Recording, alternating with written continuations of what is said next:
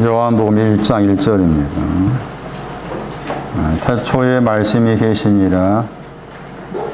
이 말씀이 하나님과 함께 계셨으니 이 말씀은 곧 하나님이십니다. 창세기 1장 1절. 태초에 하나님이 천지를 창조하시니라. 땅이 혼돈하고 공허함.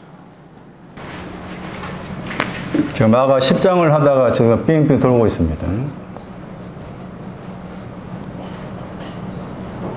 태초라는 헬라어는 아르케라고 읽어요.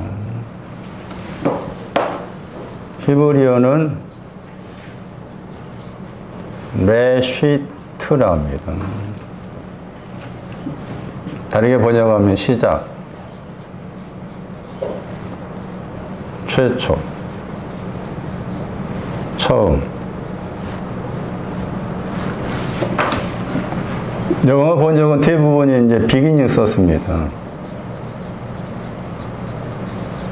다르게 번역하면 영어 단어가 오는데 퍼센트가 있어요.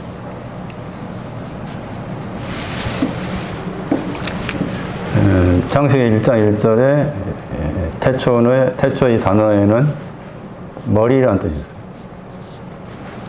머리를 할 때 머리도 시작이 옵니다. 시작. 오늘 이제 제목을 붙인다면은 이용록 너는 시작 안에 있느냐. 요한복음 1장 1절도 시작 안에. 창세기 1장 1절도 시작 안에. 나는 창세기 1장 1절 안에 있는가 그 말이죠. 나는 요한복음 1장 1절 안에 있는가. 그래서 이제 창세기 1장 1절에서는 이제 거기 안이란 전치사가 나왔죠. 안이란 히브리 전치사를 빼라고 해요. 배인데 이게 이제 헬라어에서는 n이 된 거지. n.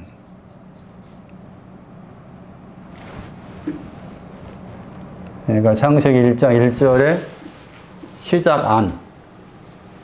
요한복음 1장 1절에 시작 안. 근데 이 헬라어가 히브리어 이해를 헬라어로 옮긴 거다. 시작이 있으면 끝이 있다.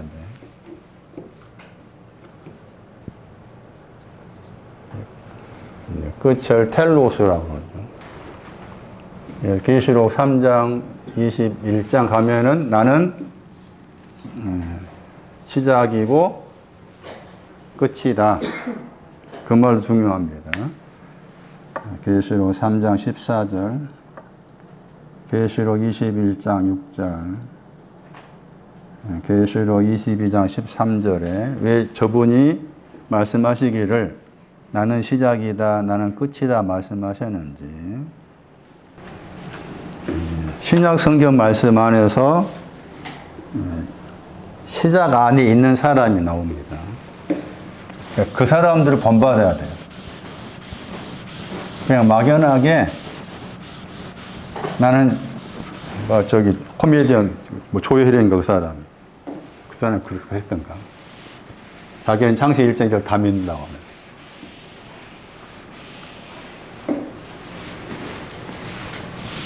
자기는 창세기 1장 1절을 믿어서 다 한대요.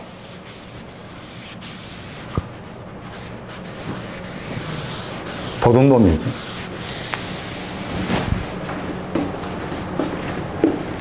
그렇게 알지를 못해. 저도 여러 번 창세기 1장 7장 설명했잖아요. 오늘 드린 말씀을 정리하세요. 저도 와락가나 많이 했으니까.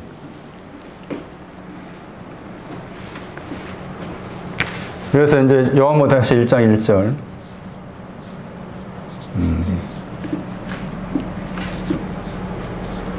읽으면 N 아르케잖아요.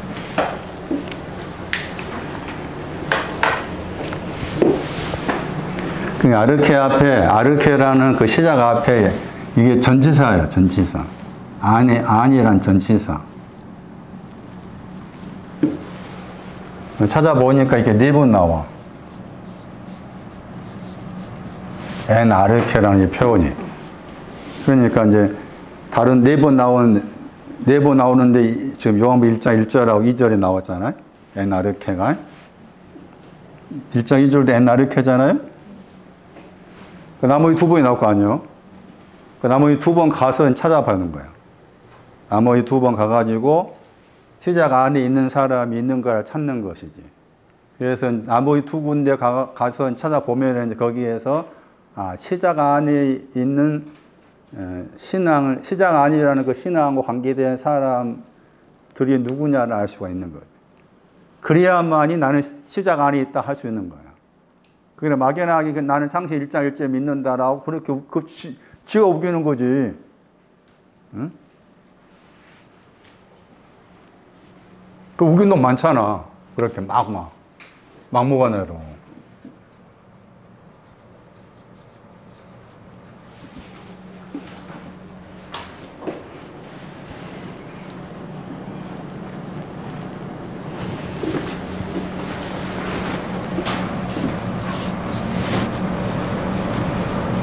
빌립보 4장 15절. 저 두 군데가. 사도행전 11장부터.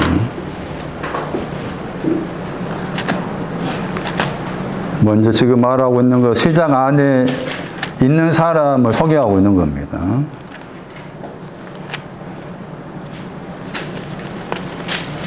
사도행전 11장 15절에. 거기도 엔아르케잖아요? 그 번역 어떻게 했는가 보세요. 처음 번역했잖아? 영어는 비긴이 똑같아요. 요한복음 1장 1절. 요한복음 1장 1절은 뭐로 번역했어? 아르케를. 태초를 한 거잖아. 그러니까 번역을 처음에 하면 돼. 근데 그 요한복음 1장 1절에 태초하니까 또 그 어감이 저기 어떤 우주의 시작, 뭐 그렇게 생각이 쉬워. 그런 의미가 아니라 그 말이에요. 제 말은. 창세기 1장 1절도 저 우주의 태초가 아니야. 그리고 잘못 해석하다 보니까 지금도 거기 뭐 믿는 과학자들 있잖아. 믿는 거기 뭐 공부 많이 한 사람 있어요. 그래요. 그 사람들 모임을 무슨 모임이라고 그래. 창조 뭐 회인가 뭐 학회인가 해가지고. 거기 들어간 사람 보면은 막 무슨 뭐 공학 박사님 그렇게 기독신자들 많아요. 응? 그 사람들 다 그렇게 창세기 1장에 대해서도 과학적으로 설명하려고 그래. 과학이 아니에요. 창세기 1장 1절은.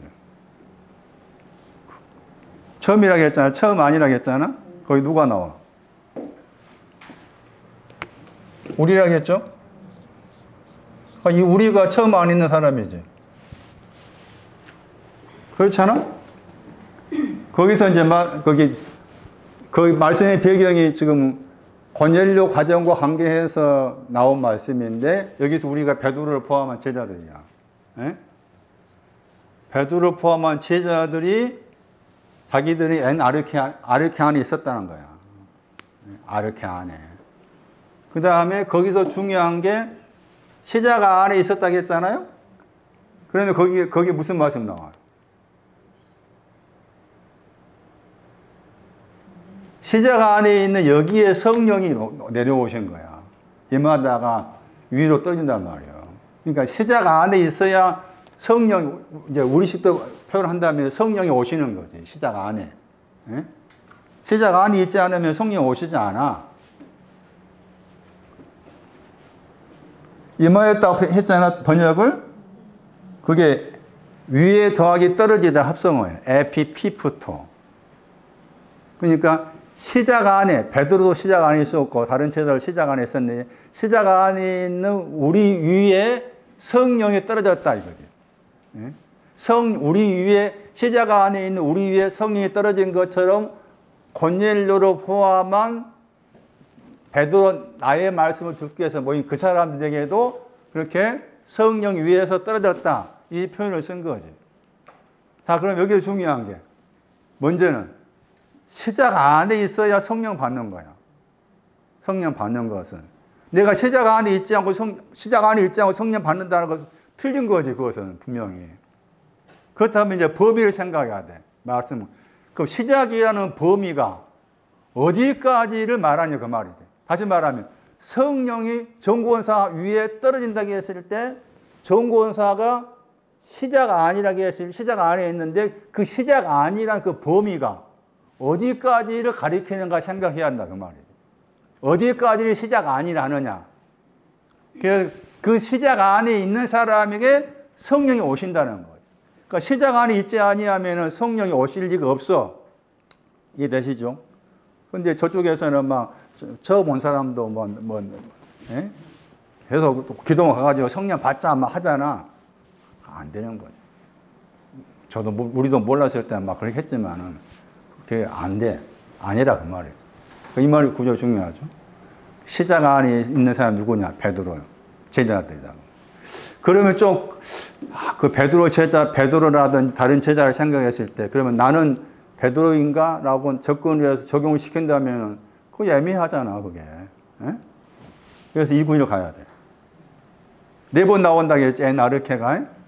여기 또 가야 돼. 그래서 이제 이런 군위를 통해가지고, 야, 손난이야. 너가 베드로인지 잘 모르겠지. 아르케 시작 안에 있는지, 시작 안에 있는 사람이 베드로였어. 그 내가 지금 난이니가 이제 베드로인지 잘 모르겠다면 여기 한번 가봐라 해가지고 여기에다가 또 한가위를 또 써붙여 놓은 거예요. 빌립보 4장 15절에. 거기에 번역이 시초라 번역했죠? 창세기 1장 1절의 시작 안, 요한복음 1장 1절의 시작 안이라고 했을 때 그 시작은 복음인 거예요. 복음. 그러니까 창세기 1장 1절도 복음의 시작 안에 하늘과 땅을 창조했다 하는 겁니다. 복음의 시작입니다. 복음. 중요하죠? 빌립보 4장 15절 나왔었잖아요. 복음의 시작 안이라고 했는데 태초라기 아르케를 여기서 시초 번역했잖아요. 그냥 보세요. 요한복음 1장 1절 태초 번역했고 여기 가니까 뭐라고 번역했지? 예? 처음 번역했고 이쪽은 시초 아니고 번역을 오락가락 한 거라. 그럼 웃긴 거지 그것도. 응? 일괄적으로 해야지. 여기서 일괄성이란 말이 나와. 해석할 때. 근데 이 한글 해석한 사람들이 이 의미를 정확하게 이해 못하니까 왔다 갔다 해석한 거지. 요한복음 1장 1절에 아무래도 태초 같다. 그때 요한복음 1장 1절 태초를 해석한 사람의 그 태초는 무슨 개념일까? 응? 저기 우주야. 응? 그 개념을 생각한 거예요. 창세기 1장 1절의 태초도 먼 우주, 우주의 시작이라 생각한 거예요. 저는 과학적 지식 전혀 없는 사람이지만, 60억 년 전에 이랬다, 요즘 그런 과학과 관계돼서 많이 이제 발굴된 게 많잖아. 빌립보 4장 15절은 그러면 시작 안 있는 사람 누구라?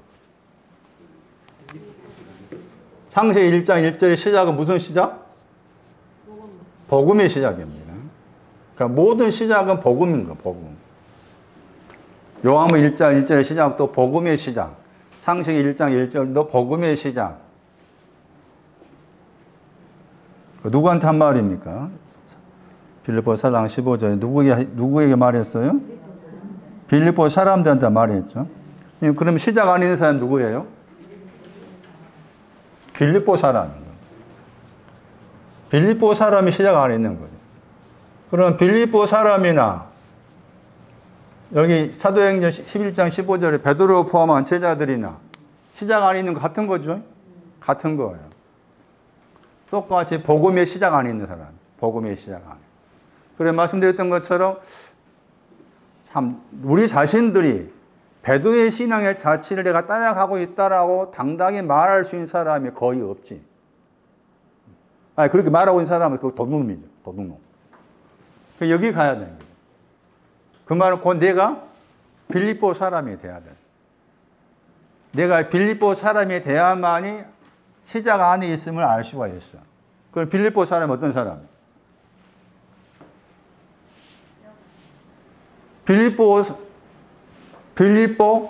빌립보라는 그 지역이 있겠잖아. 네? 빌립보는 역사적으로 거기 이제 빌립보라는 지역이 있으니까 그 지역을 생각하기 쉬운데 단어 자체의 뜻이 있다겠죠. 그래서 그 단어의 자체의 뜻으로 해석해야 돼.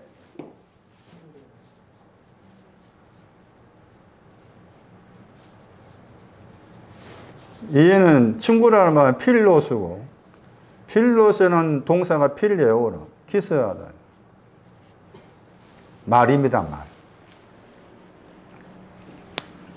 말이 있는데 그 말한테 키스할 수 있는 말을 친구로 삼고 있는 사람. 말을 친구로 삼고 있는 사람. 계시 6장 가면은 말이 나옵니다. 6장 가면은 그 말이 2절, 4절 쭉 나옵니다. 흰말도 나오고, 검은 말도 나오고, 청황색 말도 나오고, 말이 나오잖아요. 근데 계시 6장의 배경이 스가랴 6장이죠.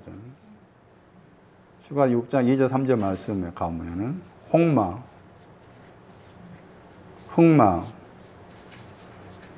백마, 어룽진 말, 건장한 말, 이렇게 나오죠? 이게 신앙은 순전하겠지. 신앙은 순전하겠죠. 세자가 안에 있는 사람은 홍마부터 시작됩니다. 홍마를 가진 사람이 세자가 안에 있는 사람. 그리고 아까 아침에 여기 가가지고 시작 안에 있는 사람한테 성령 임했다고 했잖아요. 그래서 제가 말씀드리기를 시작이라는 그 내용 속에도 범위가 있다고 했죠. 그 범위가 여기까지입니다. 건장하다가 시작의 반대말이 끝이야. 말 중에 말과 관계에서. 이것은 말과 관계에서 신앙의 단계를 말해. 신앙의 단계. 그러니까 최소한 나는 신앙이 시작되었다고 했을 때 나는 내 안에 붉은 말이 있습니다 하는 것이 붉은 말을 가진 사람에게 하나님은 너는 시작 안에 있다라고 인정하시는 거예요. 그리고 그 시작의 범위는 어룽진 말까지. 시작의 범위가. 어룽진 말까지. 그러니까 사도행전 11장 여기 말씀에서 베드로 포함해가지고 우리가 시작 안에 있었는데 성령 오셨다고 했잖아. 그 성령이 오신 것이 건장한 거예요. 성령 임했다가 건장한 말. 그게 성령 임한 거야. 그래서 홍마와 관계된 신앙을 가리켜서 시작 안에 있다 한다. 그러면 이제 생각하기를 그럼 홍마가 뭐냐는 거죠.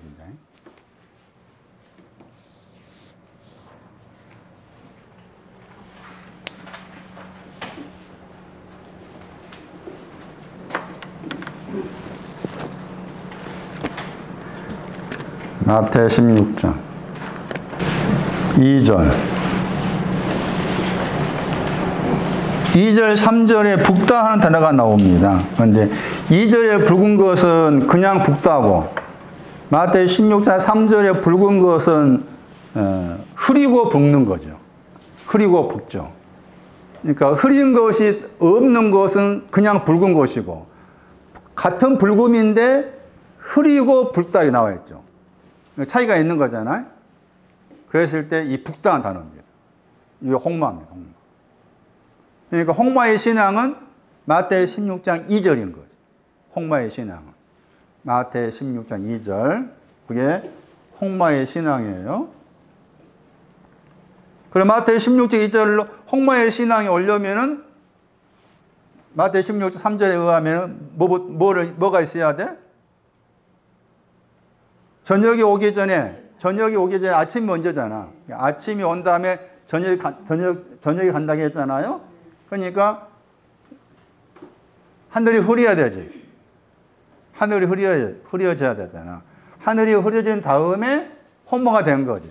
그래서 이제 스가랴 말씀에서 이렇게 나와 있지만은 홍마 앞에 것이 뭔가면은 마태 16장 3절 말하면은 하늘이 흐리다 하는 것이 홍마 앞의 신앙이다. 그래서 홍마의 신앙은 지금 붓다 하는 그 단어를 추적했을 때 이런 해석이 충분히 가능한 겁니다. 다시 돌아오세요. 그래서 지금 설명드린 것처럼 신약성경 말씀 안에서 시작 안에 있는 사람을 추적해 보니 아르케라는 단어 앞에 N이 붙어 나오고 그 다음 대표적으로 이제 아포가 있었잖아요. 그 아포는 아르케 시작해서 떨어져 나간 거라. 그러니까 이 아르케의 반대가 아포가 붙어 있는 아르케라. 그리고 아포가 붙어 있는 아르케가 이 마지막에 해당해. 텔로스까지 이게. 이 아포가 떨어져 나간 것이 이제 텔로스, 나는 시작이고 끝이다 혹은 마지막이라고 했을 때 텔로스의 신앙은 아르케를 떼어낸 것이 텔로스의 신앙이에요. 그래서 아포와 아르케 앞에 아포가 붙는 경우는 M보다 더 많이 나옵니다. 그 가운데 대표적인 것이 요한일서 1장이지. 요한일서 1장 1절 대표적으로 요한일서 말씀에서 아르케 앞에 아포가 붙어서 나온 구절들이 좀 상당히 나옵니다. 그런데 N이 붙어서 나온 그 시작은 말씀드린 거 찾아보니까 4번밖에 안 나오는데 지금 요한복음 1장 1절하고 2절에 나왔었고 여기 사도행전 11장 15절, 빌립보 4장 15절 찾아가 보니까 그러하다. 이렇게 추적했을 때 말씀드린 것처럼 홍마의 신앙 가진 사람부터 시작해서 시작 안에 있다 한다. 시작 안에 너는 시작 안에 있느냐? 너는 태초 안에 있느냐? 그 말에 풀어 설명하면 너는 복음의 시작 안에 있느냐? 창세기 1장 1절. 복음의 시작 안에 있느냐? 요한복음 1장 1절. 복음의 시작 안에 있느냐? 그 시작 안에 있으면 뭘로 압니까? 홍마를 통해서 안다.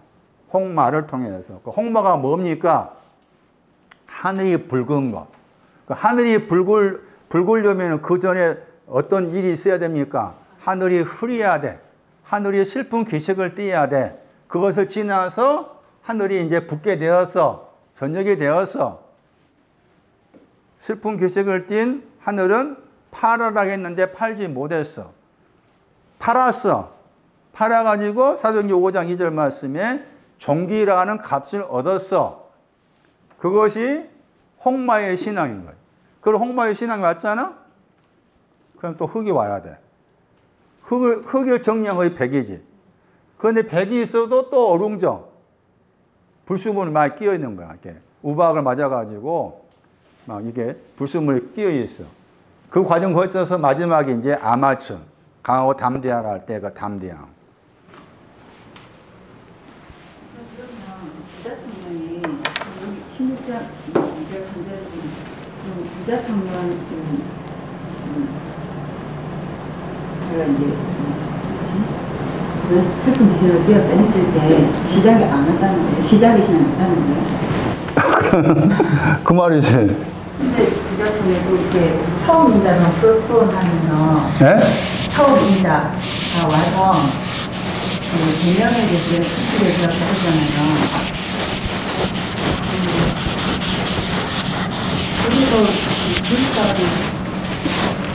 그 처음이랑 했을 때 이제 그것은 이제 말한 것처럼 처음이 여기 홍마, 흑마, 백마 이렇게 어룽진 것이라고 했잖아. 거기 처음에 범위가.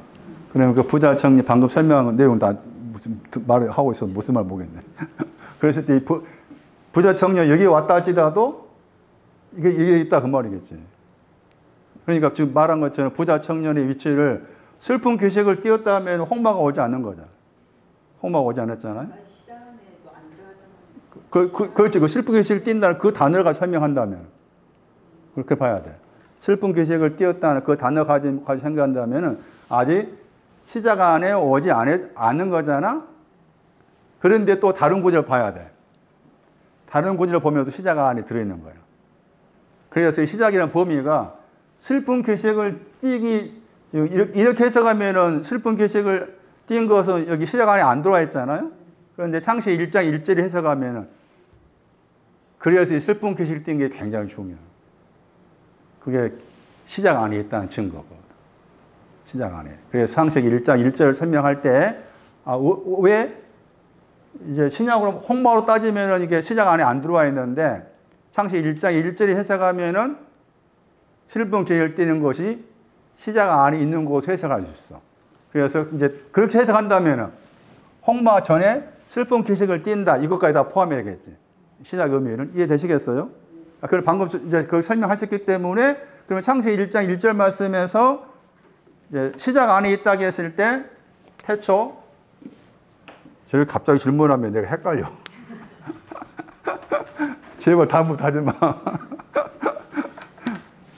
다음부터 저기 내가 안 헷갈릴 때 해야 돼.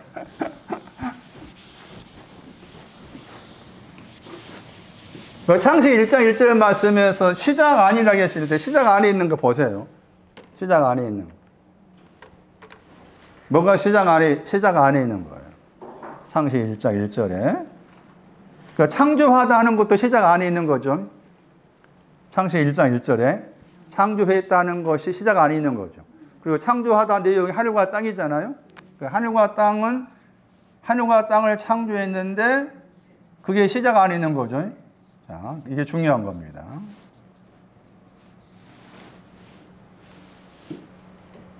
다시 정리합니다. 창세기 1장 1절에 시작 안에서 하나님이 하늘과 땅을 창조했습니다 하는 그 창세기 1장 1절의 구절에 의하면은 하늘과 땅을 창조한 것도 시작 안에 들어와 있는 거다. 시작 안에 들어가 있는 거다. 신약 성경을 해석하다 보니 빌립보서 말씀과 관계해서 홍마가 왔을 때 시작 안에 있다 하더라. 그런데 여기 가서 이제 보니 하늘과 땅을 창조한 것도 시작 안에 있는 거다 한 거예요. 그래서 이제 전에 설명할 때는 하늘의 뜻이 뭐라겠어요? 뭐 당당하다, 뭐 높다 그런 뜻이 있다겠죠. 땅은 확고하다 뜻이 있다겠죠.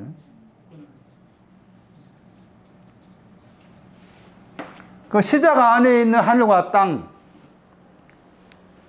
시작 안에서 하늘과 땅이 창조됐다고 했을 때 이 하늘과 땅이 뭘까 하는 거지 이제. 무엇일까라고 했을 때 땅에 대해서는 1장 2절에 설명한 거야. 혼돈과 공허라겠죠. 땅에 대해서는. 그러니까 혼돈과 공허도 어디에 있는 거예요? 그렇죠. 혼돈과 공허도 시작 안에 있는 거라. 그런데 하늘에 대해서는 하늘에 대해서 시작 안에 있을 때 땅은 혼돈과 공허하다 그렇게 표현했는데 이 하늘은 뭐 어쩌다고 그런 표현 안 나와 있잖아요. 땅만 이야기한 거지. 그러니까 창세기 1장 2절 말씀에 그 땅은 시작 안에서 창조된 땅인데 그 시작 안에서 창조된 땅인데도 불구하고 혼돈과 공허가 있었다. 확고함을 가지기 위해서 창조됐는데 그 확고함을 가져야 되는데 거기에 혼돈이 있고 공허가 있는 거라. 그러니까 혼돈과 공허의 이 내용도 시작 안에 들어있는 것이지. 그런데 하늘에 대해서는 땅과 관계해서 어떻다라고 표현이 안 돼 있잖아요. 그런데 이제 다른 구절 가면 이게 나와. 그래서 다른 구절을 찾아봐야 되는데 그게 이제 에레미야서예요. 에레미야서 4장일 거예요. 에레미야서 4장.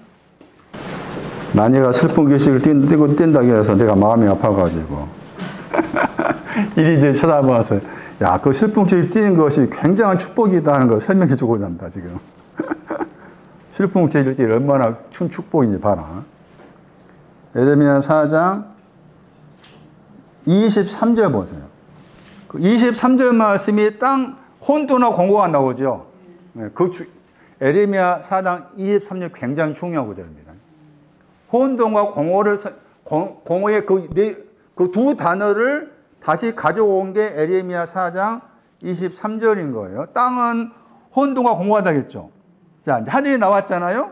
그런데 창세기 1장 1절에서 하늘을 창조했는데 창조된 그 하늘에 대해서는 뭐 이렇다 저렇다 말이 없었다고 했잖아. 그럼 여기 와서 보니까 창조된 그 하늘, 시작 안에 있는 하늘은 뭐라겠어요?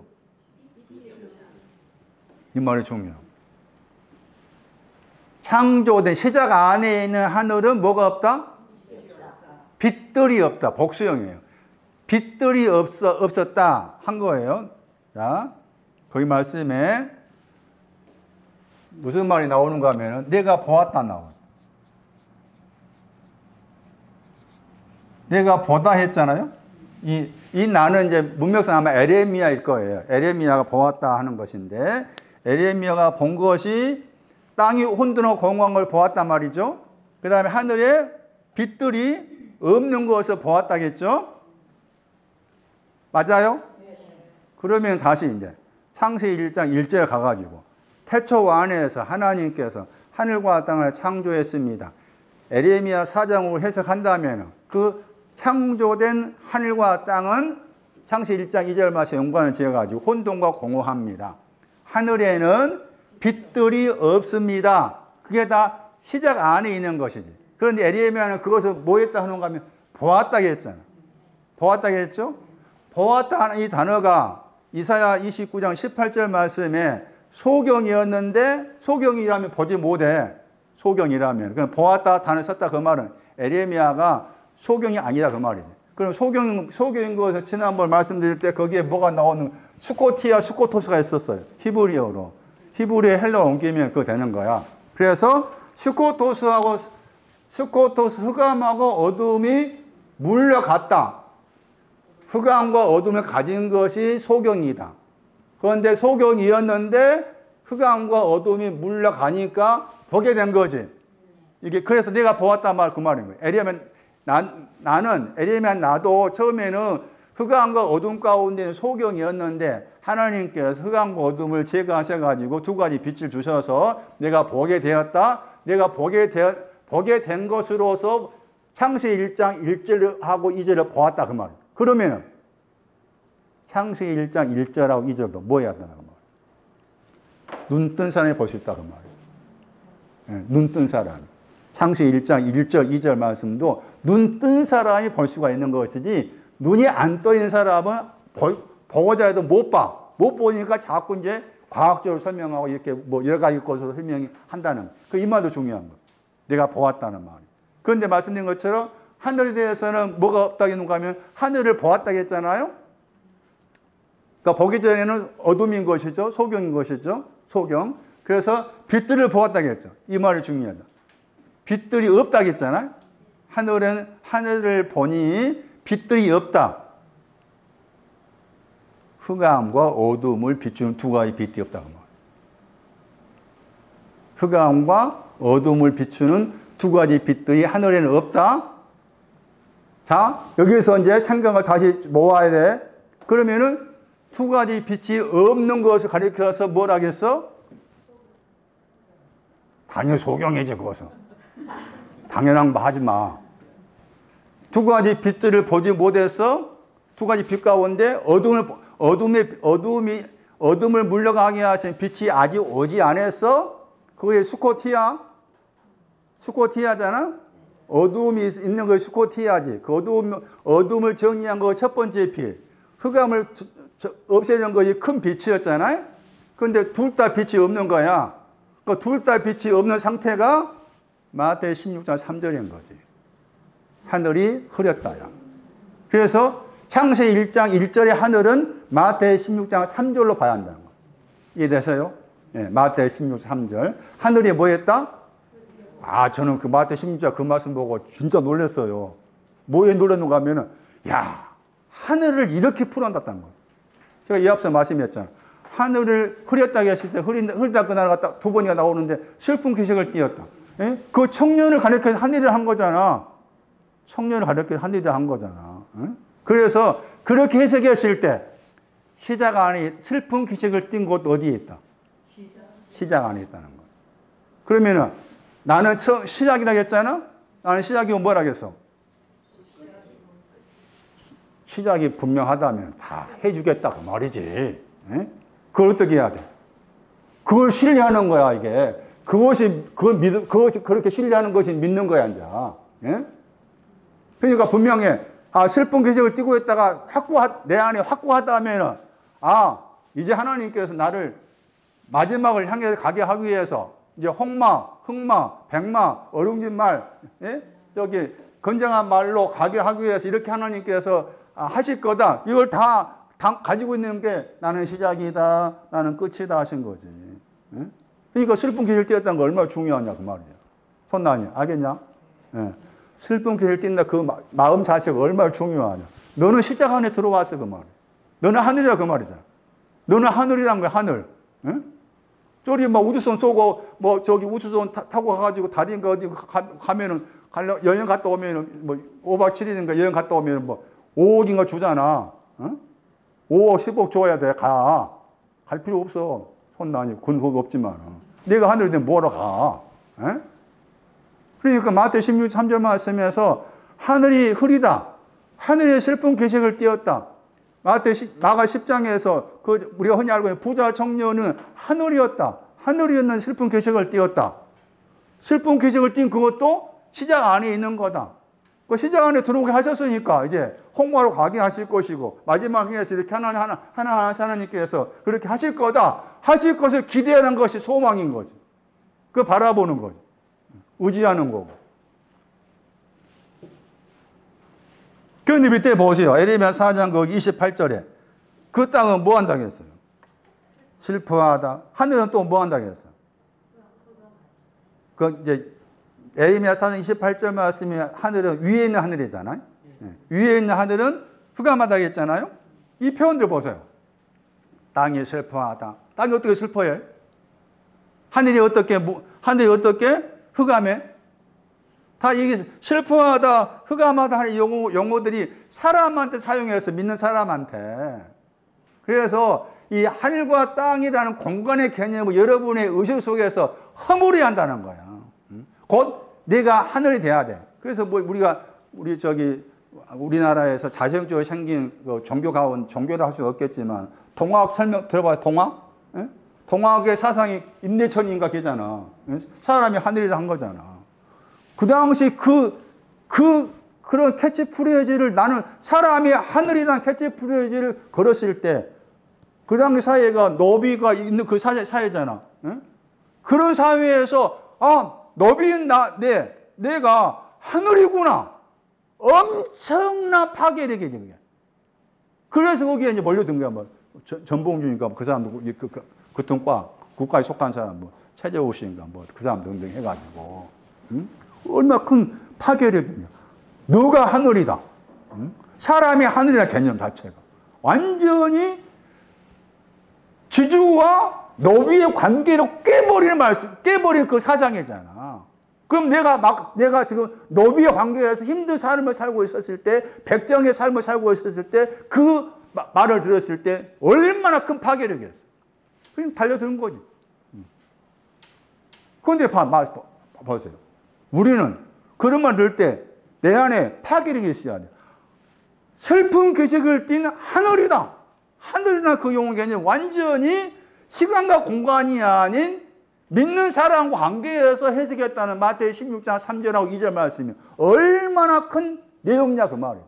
그리고 지금 말씀드린 것처럼 에레미야 4장 28절 말씀에 땅은 슬퍼한다. 하늘이 흑암하다.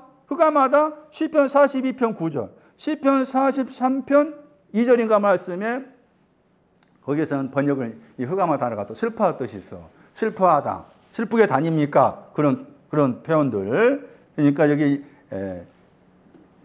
에레미야 4장 28절 말씀을 꺼낸 것은 땅과 하늘이라는 개념이 공간의 개념이 아니다 하는 것을 보여주고 있기 때문에 저도 여기에 힘입어서 창세기 1장 1절 말씀 하늘과 땅도 복음의 시작 안에서 하늘과 땅을 말한 것이기 때문에 공간의 개념이 아니다. 어떻게 땅이 슬퍼하냐? 어떻게 위에 있는 하늘이 흑암하냐? 응?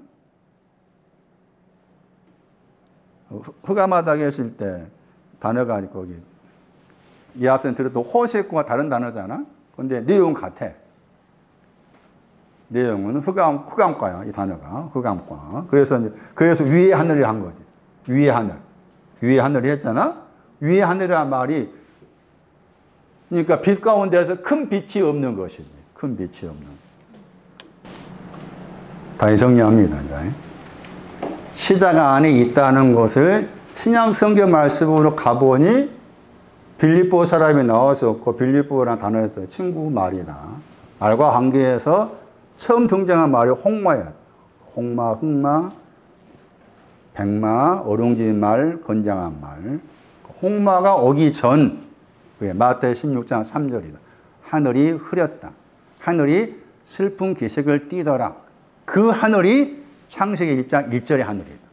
창세기 1장 1절의 하늘이다. 그래서 슬픈 기색을 띈 것도 시작 안에 있는 의미다. 슬픈 기색을 띈 것도 시작 안에 있는 의미다. 다시 정리하면은 주께서 시작이시다. 주께서 나를 시작 안에 집어 넣으셨다. 그분이 하신 거다. 왜 하셨느냐? 마지막을 가게 하기 위해. 마지막을 향하기 위해. 그러면 시작 안에 있다는 건 뭐냐? 말씀이 있는 거. 말씀이 있는 거. 그래서 요한복음 1장 1절에 말씀이 있다고 했잖아요. 말씀이 계신다. 시작 안에 있는 나에게, 슬픈 기색을 띠고 있는 나에게, 혹은 슬픈 기색을 띈 다음에 홍모의 신앙 가진 나에게 말씀이 계신다. 땅이 혼돈한 건 또 설명이 필요합니다. 땅이 혼돈하고 공허하다 설명은 이사야 34장. 혼돈하다를 다르게 번역하면 황폐의 뜻입니다. 황폐, 폐허, 혼돈은 황폐하다, 폐허하다. 공허하다는 말은 비어있단 말입니다. 공허하다는 말은 비어있다. 이사야 34장 11절 가면은 땅이 혼돈하고 공허하다고 했을 때 혼돈과 공허의 내용이 나옵니다.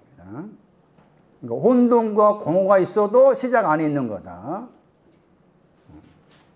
이사야 34장 11절 혼돈과 공허가 내용이 뭔가를 설명해 주는 중요한 구절입니다. 그러니까 여기에서는 지금 여기 이제 이사야 34장 11절 보시면은 거기 에돔이 번역했잖아요. 근데 그 원어에는 에돔이라는 단어가 안 나와 있죠. 안 나와 있는데 문맥상 에돔입니다. 문맥상 에돔. 에돔이라는 단어가 안 나와 있지만 5절 말씀에 에돔 위에 내린다는 에돔이 나옵니다. 에돔 위에서 지금 혼란의 줄이 나오고 공허의 추가 나오죠. 이 에돔의 신앙이 홍마입니다. 에돔의 신앙이 홍마입니다. 거기에서 이제 땅이 혼돈하다고 했을 때 무엇 때문에 혼돈하냐? 줄이 없는 거예요. 땅이 혼돈한 것은 줄이 없다. 그 다음에 땅이 공허한 것은 추가 없는 겁니다. 추가 없다, 줄이 없답니다. 줄의 신앙은 끄트머리가 공평입니다. 공평. 공평이 없다가 됩니다. 그런데 그 단어의 동사로 설명이 필요합니다. 줄이라는 그 단어의 신앙이 이사야 28장 13절 말씀에 28장 13절에 28장 17절이 줄의 신앙 공평으로 설명한 구절. 이사야 28장 17절에 그러니까 공평이 없는 것이 땅이 혼돈하다 내용인데, 그런데 그 공평의 신앙이 오기 위한 과정이 28장 13절입니다. 거기에서 28장 13절 말씀에서 물론 10절 말씀하고 13절에 서로 비슷비슷하게 나옵니다.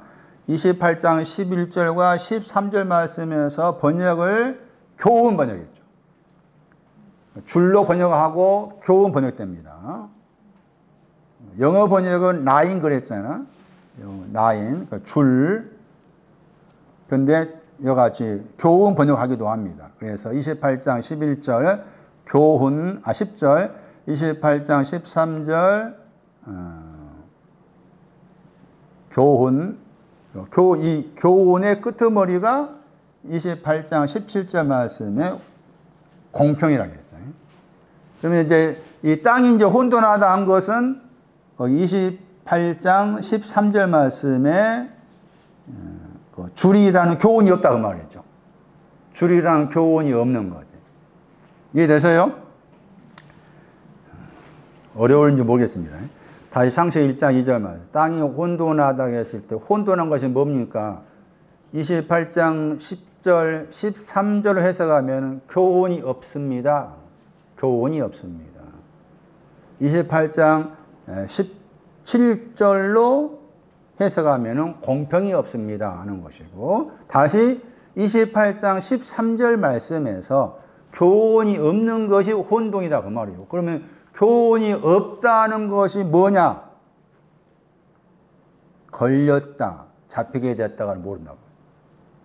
거기 말씀에 그 보시면은 28장 13절이 중요합니다. 28장 10절보다 28장 10절을 풀어 놓았습니다. 28장 13절에. 28장 10절에도 거기 경계가 나오고 교훈이 나오잖아요. 28장 13절에 경계, 그 다음에 교훈 그랬죠. 경계에 대한 내용이 뒤로 넘어지다, 부러지다. 이게 경계에 대한 내용입니다. 경계에 대한 내용이. 그리고 교훈에 대한 내용이 걸리고 잡히다. 이게 교훈에 대한 내용이에요. 28장 13절에. 그러니까 그렇게 해석했을 때 교훈이 있어도 걸리고 잡히게 되었다. 교훈과 관계해서 걸렸다, 잡혔다 이렇게 나와 있는 거예요. 그러면은 창세기 1장 2절 말씀에서 혼돈했다 했을 때 혼돈은 걸린 것도 몰랐다. 그 말. 걸린 것도 모르고 잡힌 것도 모릅니다. 그래도 그것이 시작 안에 있는 거. 그 말입니다. 걸린 것도 모르고 잡힌 것도 모르겠습니다. 그 내용도 지금 시작 안에 있는 거예요. 그러면은 걸린 것이 뭔가 하면은 허물을 말합니다. 잠언 12장 13절, 잠언 29장 6절을 말하면은 허물과 관계에서 걸렸다. 그러니까 허물에 걸려야 되는데 허물에 걸려 있어도 그것이 허물인지 몰랐다. 이게 땅이 혼돈하단 말입니다. 그 다음에 또 한 가지는 잡혔다겠죠. 잡혀야 되는데 잡혔어도 잡힌지 몰랐다. 또 그런 표현이잖아요. 그랬을 때 잡히다가 죄악입니다. 잠언 5장 22절. 그러니까 여기 번역 걸린 것은 허물을 말하고 그 다음에 잡힌 것은 죄악을 말합니다. 그러니까 땅이 혼돈했다 그 말은 내가 허물이 있는데 허물이 있는지 모릅니다. 죄악이 있는데 죄악이 있는지 모릅니다. 이게 땅이 혼돈한 거야. 근데 그 땅도 누가 창조했어? 저분께 창조하신 거야. 시작 안에서. 왜? 이제 혼돈의 문제를 정리하셔가지고 어디로 가게 하기 위해서? 공평으로 가게 하기 위해서. 걸리고 잡힌 것 다, 허물과 죄악을 다 정리해가지고 공평으로 가게 하기 위해서 하나님께서 혼돈과 공허한 그 땅을 시작 안에서 창조하신 것. 그 다음에 공허는 비어있다고 했잖아. 그 비어있는 것이 이사야 그 34장 11절 말씀에서 추가 나오잖아. 추가 없는 거지. 추가 없는 것이 비어있다. 혼돈 공허라고 했을 때 공허입니다. 추가 없는 거. 그리고 이 추라는 단어가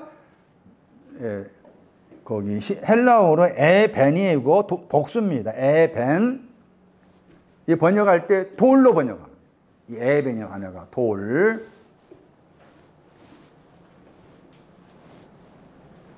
제가 활석이 이름을 지을 때 처음에는 제가 그 당시 활석이가 태어날 그 전후에서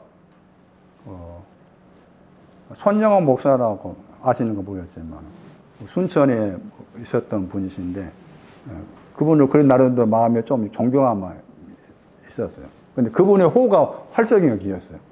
활석. 살아있는 돌. 그 살아있는 돌 할 때 그 돌이라는 단어가 이 단어입니다. 에벤 할 때 에벤의 헬라어나 히브리어가 그런 의미입니다. 살아있는 돌 할 때. 나중에 보니까 이제 활석이라는 돌이 따로 있더라고. 뭐 너무 부서지기 쉽다 그런 뜻 그런 돌이 활석이라 하더라고. 부서지기 쉬운 돌이 활석이라 하더라고. 살아있는 돌 내라. 네가 커서 좀 손장원 같은 그런 목사님 되라. 그런 바람이 조금 있었겠죠. 그런 바람을. 지금은 전혀 상관없는 길을 가고 있지만.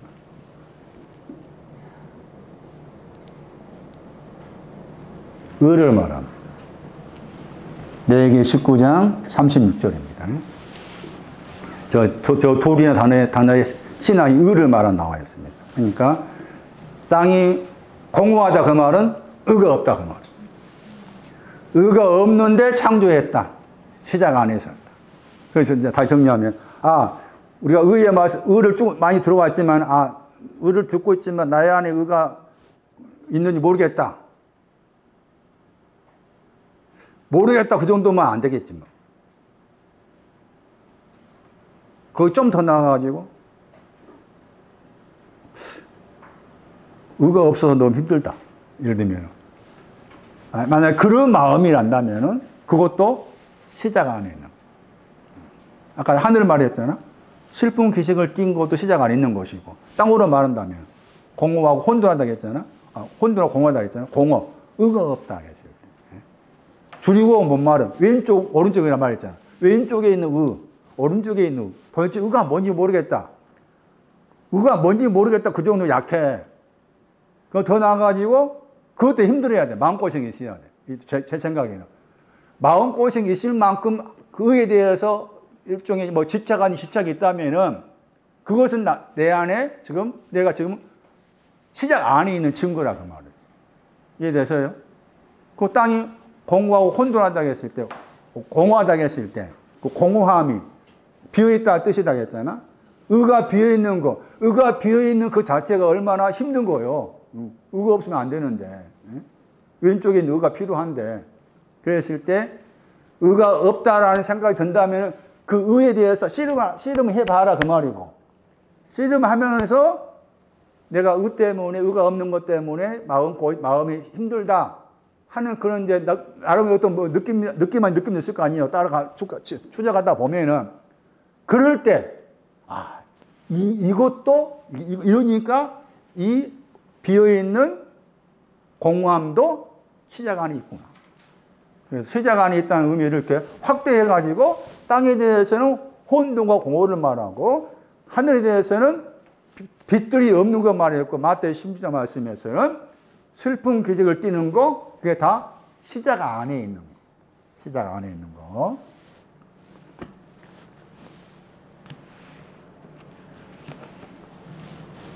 그러면은 다시 요한복음 1장 돌아가죠.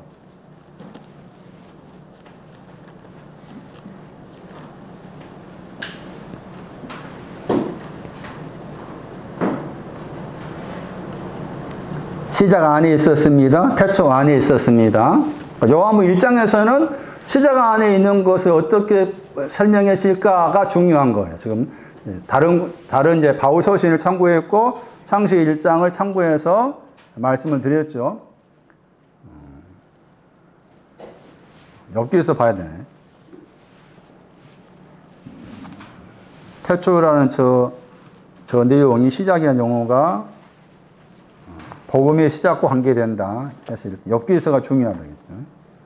엽기서 8장 창세기 1장 1절의 시작은 엽기서 8장 7절과 연관된다.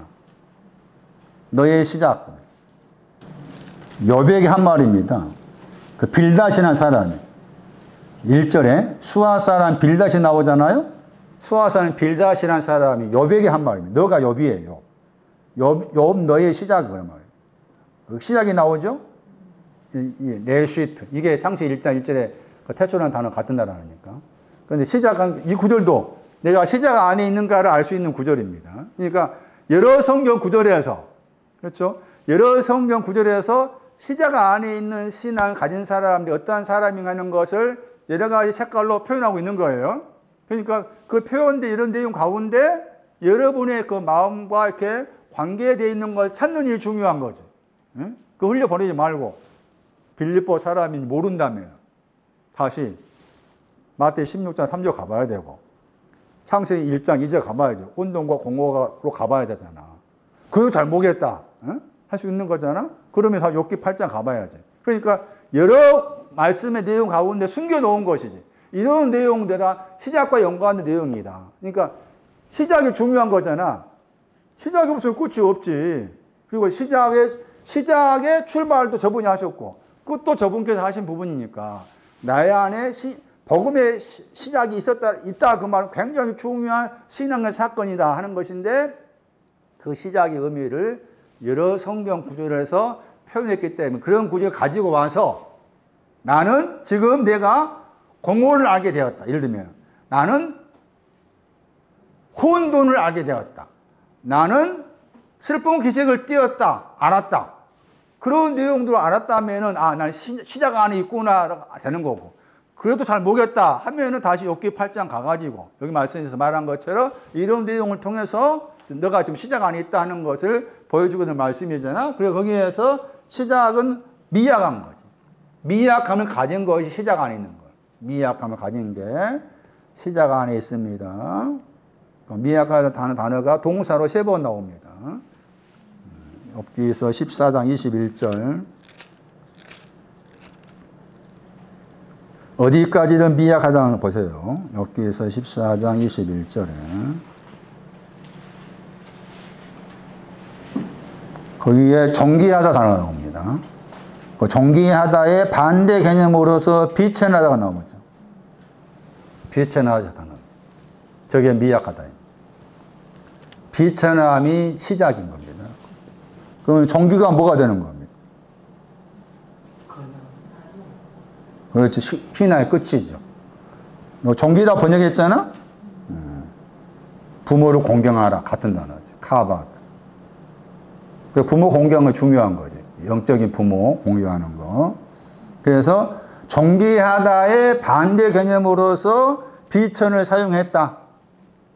비천하면 아는 것 또 시작 안에 있는 거다.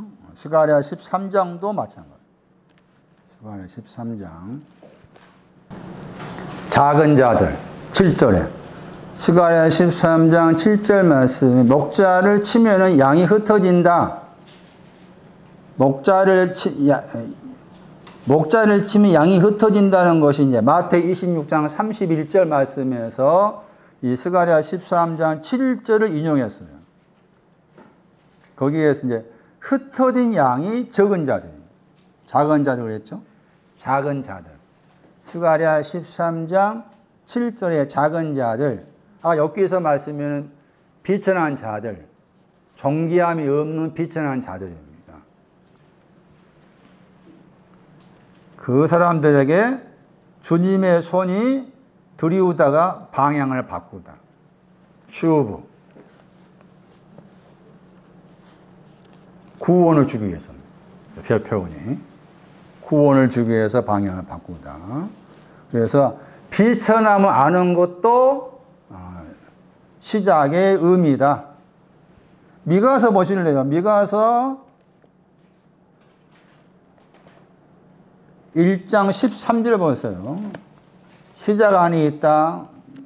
다른 내용을 설명한 다음에 미가서 1장 13절도 시작과 연관된 성경 구절이 할 수가 있습니다. 미가서 1장 13절 번역의 근부 번역이었죠. 시작. 죄를 말합니다. 죄를 아는 것도 시작 안에 있는 것. 그리고 거기에서 죄는 또 허물과 관계됩니다. 허물. 허물을 아는 것도 시작 안에 있는 것. 죄나 허물을 아는 것도 시작 안에 있다. 미가서 1장 13절이에요. 죄의 근본할 때 근본이 시작이라는 단어입니다. 레시트. 네, 그런 구조를 참고할 필요가 있습니다. 그래서 시작 안에 있다는 것은 이렇게 여러 방면에서 설명을 해주고 있기 때문에 그런 내용들 가운데 여러분의 지금의 상황, 여러분의 마음의 상황이죠. 이 마음의 상황에 나에게 맞는 것을 찾아야 한다. 그것이 혼돈이 됐든 공허가 되었든 여기서처럼 죄와 허물이 되었던 간에 다른 구절 해석했던 것처럼 그걸 참고하셔가지고 살펴봐라. 슬픈 기색을 띈 것도 시작 안에 있는 거다. 누가 시작했는가? 주님이 시작하셨다. 왜 시작하셨는가? 끝을 향해 가기 위해서. 그 요한복음 1장에서는 시작 안에 있는 것이 뭔가? 스코티아. 스코티아가 시작 안에 있는 거예요. 요한복음 1장 5절 보세요. 어둠이 했잖아? 어둠이 스코티아라겠죠? 그 앞에 전치사 보세요. N. 요한복음 1장 1절에서는 요한복음 1장에서는 시작 안에 있는 것은 어둠 안에 있는 것. 스코티아, 어둠, 새벽, 슬픈 기색을 띈 것. 슬픈 기색을 띈 것도 시작 안에 있다. 그런 의미입니다. 요한복음 1장 1절에 N. 그래, 이 전치사를 잘 보는 것도 굉장히 중요해. 1장 1절에 N이었잖아? 1장 5절도 N이었죠? 1장 5절 스코티아 안에 있다. 어둠 안에 있다. 어둠 안에 있다는 그 표현해서 이 어두움은 시작과 관계된다. 시작을 알려면은 어둠을 알아야 되는 거구나. 흑암이 오기 전에 어두움을 알아야 된다. 그 어두움은 요한복음 20장 1절이었어요. 이른 아침 어두움. 그 이른 아침 마태복음 16장 3절 말씀에 하늘이 흐렸다. 슬픈 기색을 띄었다. 그래서 슬픈 기색을 띈 그 신앙도 시작 안에 있는 거다. 근데 시작 안에 있다는 것은 말씀이 계신다는 거죠. 시작 안에 말씀이 계셨습니다. 근데 그 말씀은 하나님을 향해 계십니다. 요한복음 1장 1절. 하나님을 향해 계십니다. 이 하나님은 끝에 하나님. 끝에 하나님. 텔로스. 텔로스를 주시는 하나님을 향해서 계셨습니다.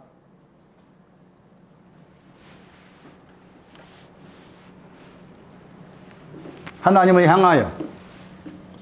하나님을 향하여 프로스가 그만 향하여 목적지. 하나님이란 목적지를 향해 계셨습니다. 향하여 계셨다. 뭐가? 그 말씀이. 그 말씀이 하나님 향해 계셨습니다. 그런데 그 말씀이 뭡니까? 뭐라 했어요?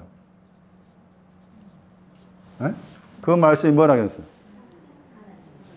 희한하네. 말씀이 하나님이 있었잖아요. 하나님이라고 했잖아요. 근데 이 말씀이 하나님이 또 하나님을 향하여 계셨다.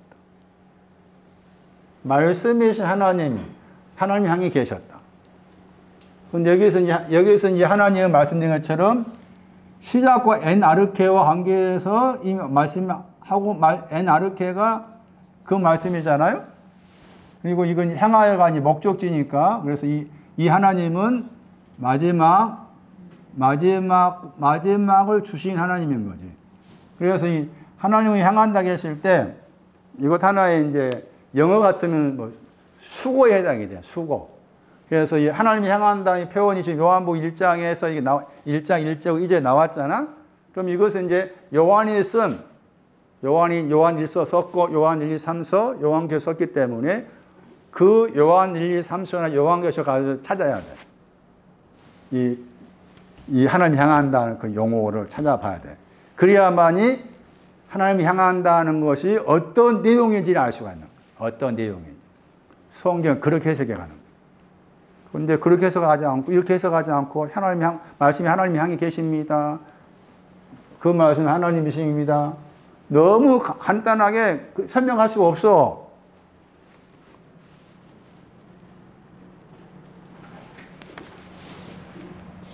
요한복음 13장 3절에 나오고 요한 1서 3장 21절 계시록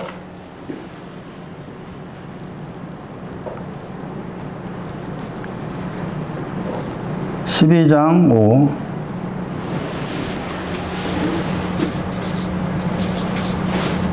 여기서 하나님 향해서 가고 있다.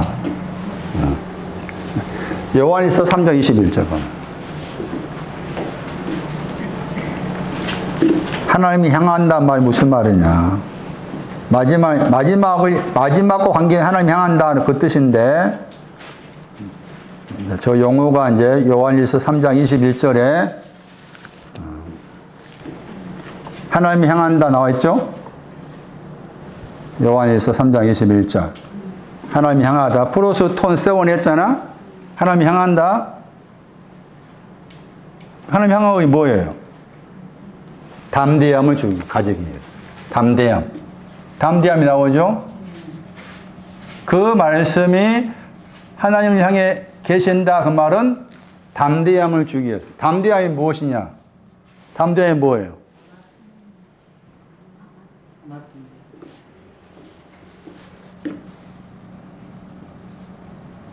그 마구대로 하면 안 돼. 그 구절을 봐야지. 뭐가 없어?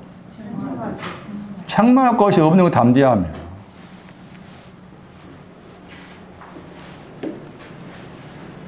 책망하다 3번 나왔죠. 갈라디아 2장 이거 중요해. 누가 책망했어? 바울이 책망했잖아. 바울이 누굴 책망했어요? 바울이 베드로를 책망했어요. 그때 쓰였어 이 단어가. 왜 바울이 베드로를 책망했어요? 퇴보. 그 책망할 것이 없다. 책망할 것이 없으면 담대함이다 그 말은. 퇴보가 없는 거예요. 퇴보가 없이 진리로 행하는 것 말이에요. 그것이 이 뜻이라. 말씀이 하나님 향한다 그 말은. 그러니까 말씀이 이 안에 계신다. 안에 말씀이 계셨다 했잖아. 하나님을 향해서 이런 신앙 주기 위해서지. 요한일서 3장 21절에 책망할 것이 없는 담대함의 신앙을 주기 위해서 한 거다 그 말이고, 담대하다는 헬라어 단어는 모든 거 더하기 네마를 말씀이에요. 말씀도 노고스가 있고 네마가 있는데 여기서 네마가 더 있어요. 이게 이렇게 해서 읽으면 네마, 흐레마 하기도 하고 하는데 그냥 네마. 모든 것이나 단어 자체의 뜻이, 담대함의 뜻이 모든 것 더하기 말씀이란 네마의 합성어가 담대함의 뜻이다. 그 담대함의 내용은 책망할 것이 없다. 그럼 뭐가 책망하느냐? 반대로 판단한 뜻이에요, 단어가. 반대로 판단한다. 그런데 대표적인 저 내용이 갈라디아 3장 2장 11절이고, 여기 요한일서 말씀에서는 앞에 3장 20절에 나왔죠. 3장 20절에. 마음에 책망할 것이 있거든 나왔잖아. 3장 20절에.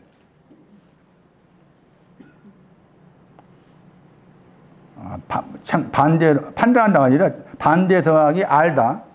책망하다가. 카타 기노스코잖아요.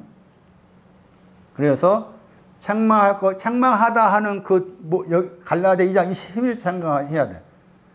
바울이 베드로를 책망했다. 바울이 베드로를 책망한 배경에는 뒤로 물러갔다.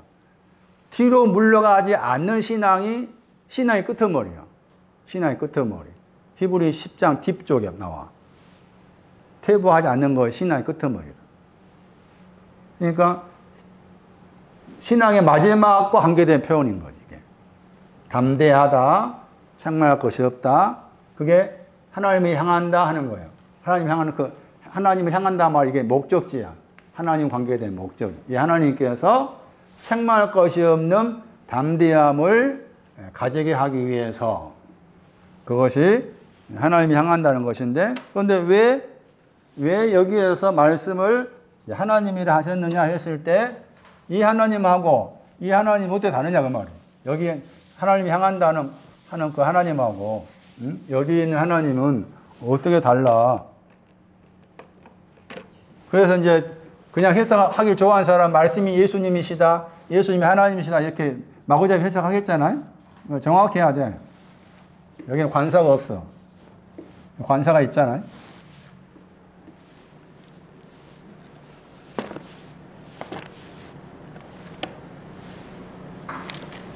(1장 18절) 말씀이신 하나님 1장 18절.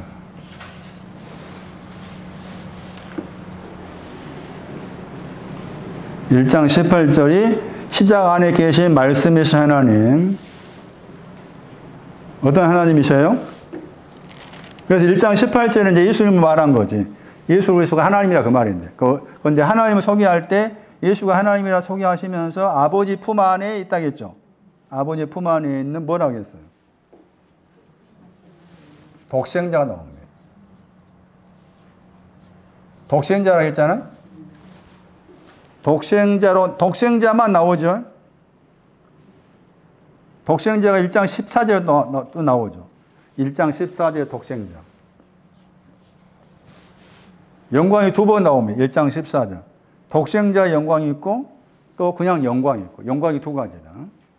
1장 18절에 독생하신 하나님 독생자를 하나님이라고 그런다. 독생자.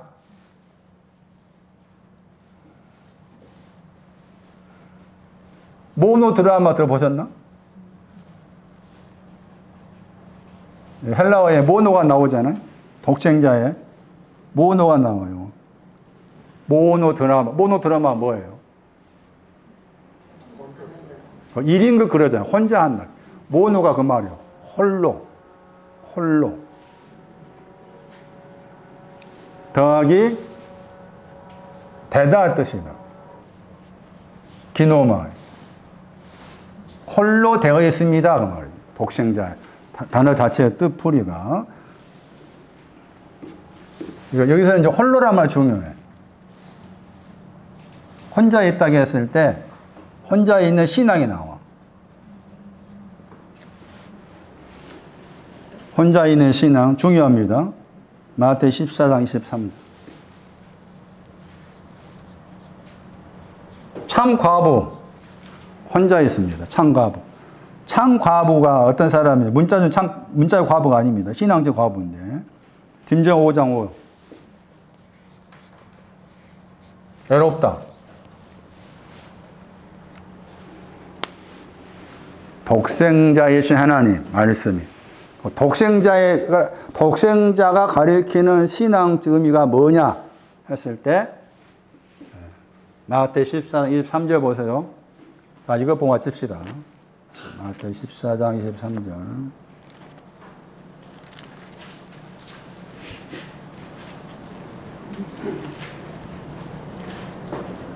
굉장히 중요한 구절입니다.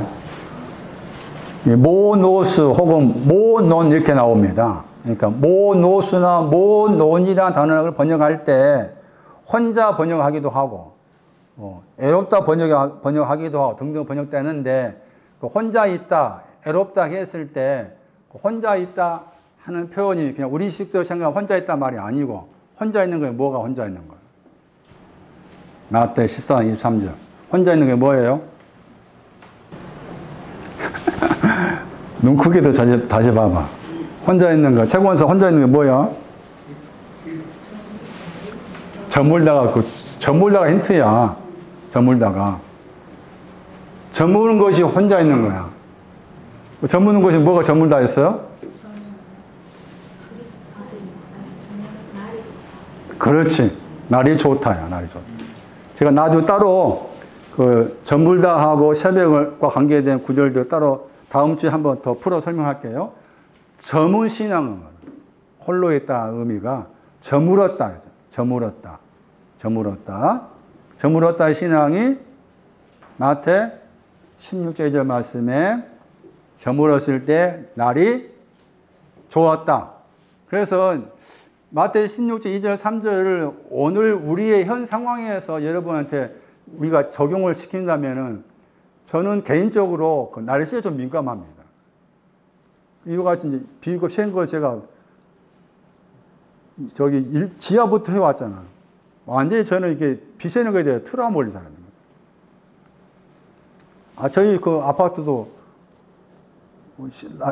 많이 오래된 아파트여서 그런지 얼마 전에 막 베란다에 막 빗물이 똑똑 더워가지고 거실에 자고 있는데 어디서 똑똑 떨어지는 거예요. 뭔 소리가 나나. 가서 이제 사실 살펴보니까 그 창틀에 박아놓은 그 피스, 박아놓은 거기에 딱 틈이 있었는가. 그로 물이 들어와가지고 거기에서 이렇게 밑으로 떨어지는 거예요. 베란다 바깥쪽 물이 안 튀어가 나오고. 굉장히 신경 쓰여가지고, 저걸 내가 잡아야 되는데 어떻게 잡을까 고심고심 하다가 여기 천문역 가가지고 물어봐서 제가 거기 방수 개인 이야기입니다. 성경에 상관없는 방수 실리콘 사왔어요.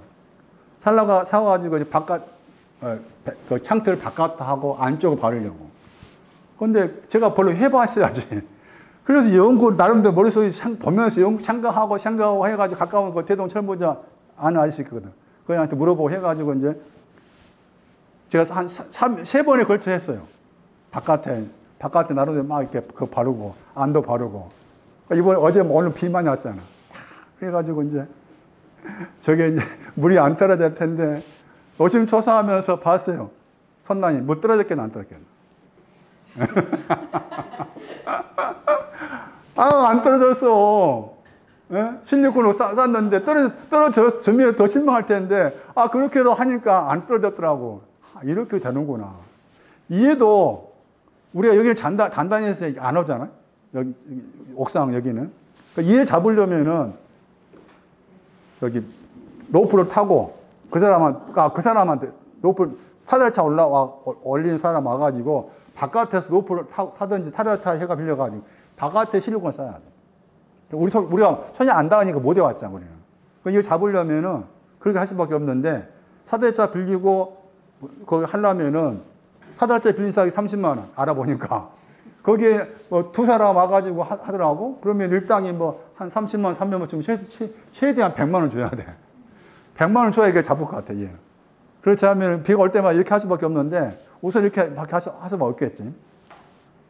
어쨌든 그 비가 오면은 무슨 말인지 말이야. 아, 헷갈리네.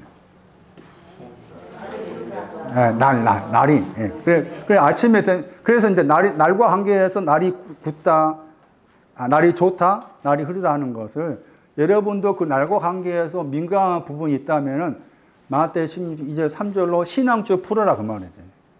신앙적으로. 그래서 뭐 어떤 사람은 그렇잖아요 또. 비가 오면 좋은 사람 많아. 비 맞고 돌아다니는 사람. 나는 그 전혀 아닌데. 그렇게 좋은 사람 할 수 없지만은 날이 굳다, 날이 좋다 하는 것도 신앙적으로 설명이 나온 그 구절 굉장히 중요한 구절이었다. 여기에서 지금 저물었다와 관계해서 홀로 있다 단어가 있었다 그 말이죠. 홀로 있다 신앙은 날이 좋다는 것이고 그 날이 좋은 것은 가지고 있는 재물을 팔았다는 것이고 그것은 종기의 신앙이 종기를 갖게 되었다. 그런 신앙적 의미가 들어있는 거다. 그러면은 독생자는 그런 거죠. 종기가 된 사람. 흐린 날씨를 좋은 날씨로 바꾸신 분. 이게 독생자고. 그분이 하나님이시고 그게 요한 1장 1절의 로고스야. 로고스. 이해되세요?